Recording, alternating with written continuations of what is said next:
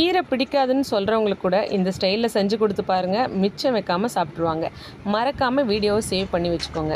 ஒரு கட்டு வல்லாரக்கீரையை க்ளீன் பண்ணி வாஷ் பண்ணி கட் பண்ணி எடுத்து வச்சுக்கிட்டேங்க. ஒரு கடாயில் 2 ஸ்பூன் அளவுக்கு எண்ணெய் சேர்த்துக்கணும். கடலைப்பருப்பு 1 ஸ்பூன், உளுத்தம்பருப்பு 1 ஸ்பூன், துவரம்பருப்பு 1 ஸ்பூன், காஷ்மீரி சில்லி 4, தனியா 1 ஸ்பூன், வெந்தயம் 1/4 ஸ்பூன், மிளகு 1 ஸ்பூன், ஜீரகம் 1 ஸ்பூன், எள்ளு 2 ஸ்பூன், கறிவேப்பிலை 1 கொத்து, தேங்காய் 2 பீஸ், பச்சை மிளகாய் 1 சேர்த்து நல்லா வதக்கி அரைச்சி எடுத்து வச்சுக்கணுங்க. ஒரு கடாயில் தேவையான அளவுக்கு ஆயில் சேர்த்துக்கிட்டு 1 ஸ்பூன் அளவுக்கு கடுகு சேர்த்துக்கணுங்க. கடுகு பொரிஞ்சதும் 1 ஸ்பூன் மிளகு சேர்த்துக்கணும். கைப்பிடி அளவுக்கு பூண்டு சேர்த்துக்கணுங்க. ஒரு கைப்பிடி அளவுக்கு சின்ன வெங்காயம் சேர்த்துக்கணும். 2 பெரிய சைஸ் வெங்காயத்தை கட் பண்ணி சேர்த்துக்கணுங்க. கருவேப்பிலை சேர்த்துக்கணும். வதங்குற நேரத்தில் ஒரு நெல்லிக்காய் சைஸ் அளவுக்கு புளியை ஊற வச்சு கரைச்சி எடுத்து வச்சுக்கணும்.